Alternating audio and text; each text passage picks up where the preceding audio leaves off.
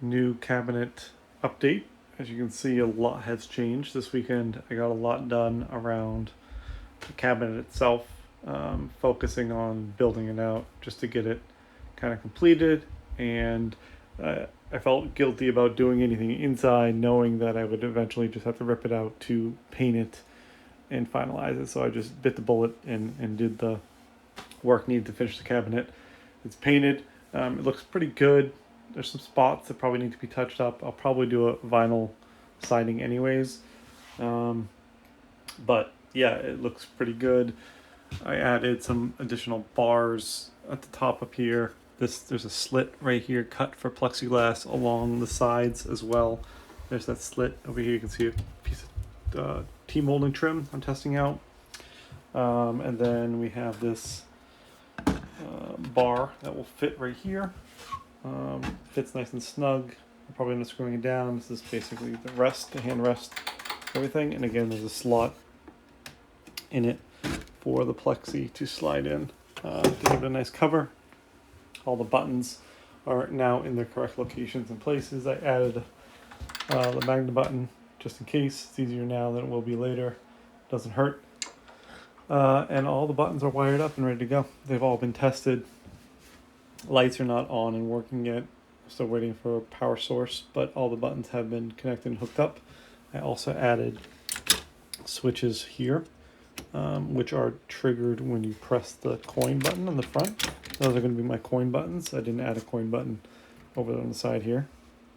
And then my controller board, which I was working on last time, has been all soldered up and tested. So it's working correctly. It's in the board. All the buttons on this board are reporting correctly.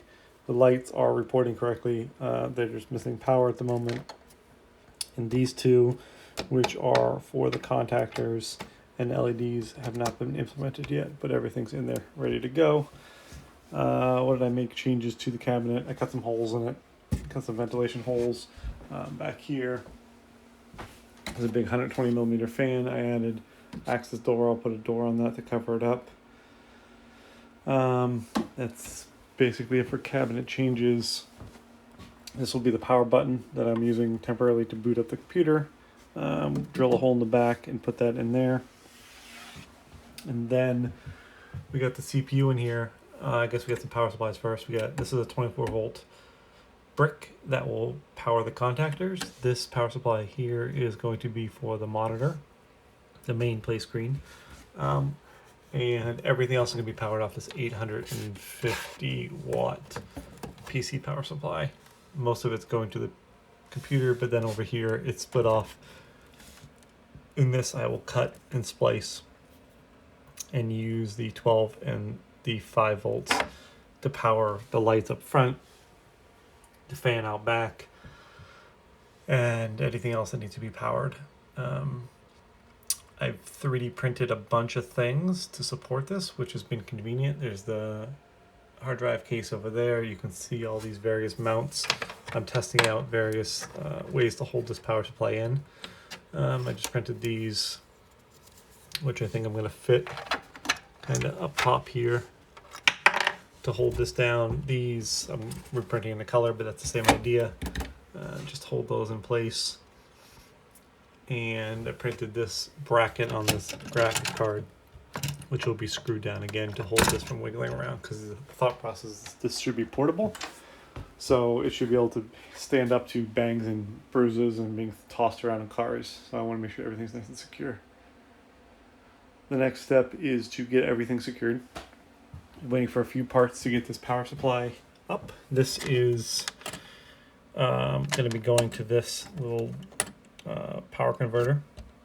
This is going to step down 12 volts to a 6.3 volts for the incandescent light required for the actual launch button, the real Williams launch button, which is incandescent light bulb.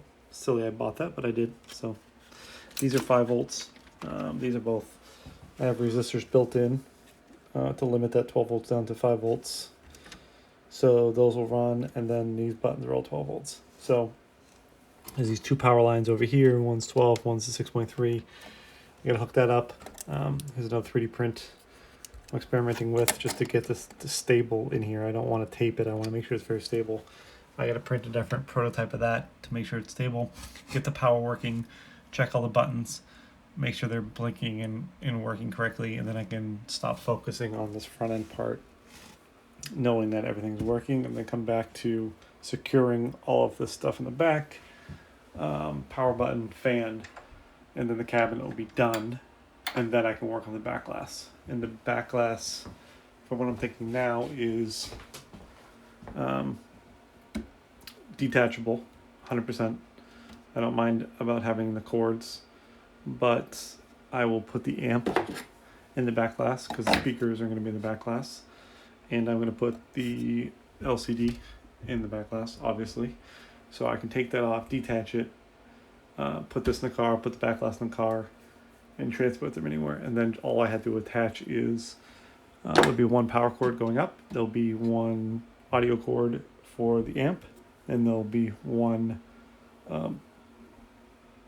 cable, video cable, and that's it. Plug them in, put it on. I'll figure out some way to mount it, probably some bolts underneath with some kind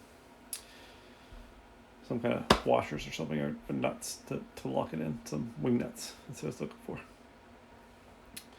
for. But yeah, I've made a lot of progress on it, and it's starting to look really good and come together really nicely. I'm happy with the wire situation up front. So I think next update will be pretty close to being done for the cabinet. Anyways, hope you enjoyed it.